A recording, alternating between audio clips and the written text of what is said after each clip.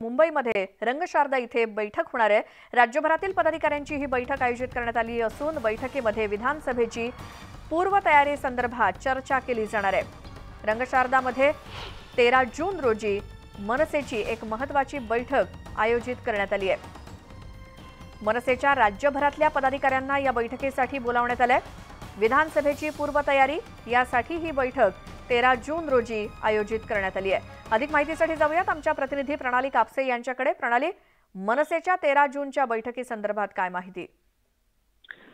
सगळेच राजकीय पक्ष आता विधानसभेच्या तयारीला लागलेले आहेत। विशेषतः जे राज्य पातळीवरचे पक्ष आहेत त्यांच्यासाठी ही निवडणूक अतिशय महत्त्वाची असते।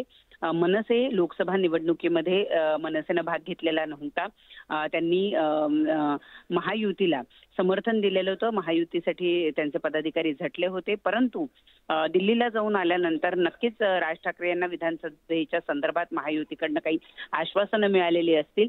परंतु असं असलं तरीही संपूर्ण पक्ष पातळीवर कार्यकर्त्यांमध्ये उत्साह निर्माण करण्यासाठी किंवा रणनीती आखण्यासाठी ही बैठक बोलवली जाते आहे। 13 जूनला ही बैठक होणार। रंगशारदा इथे ही बैठक होणार असल्याचं कळत आहे। राज्यातले मनसेचे जे सगळे महत्त्वपूर्ण पदाधिकारी आहेत, मग ते जिल्हाध्यक्ष असतील किंवा इतर पातळीवरचे जे नेते मंडळी आहेत, त्यांना सगळ्यांना या बैठकीसाठी निमंत्रित करण्यात आल्याचं कळत आहे। 13 जूनला स्वतः राज ठाकरे यांच्या उपस्थितीत ही संपूर्ण बैठक पार पडणार आहे। प्रणाली, या माहितीसाठी धन्यवाद।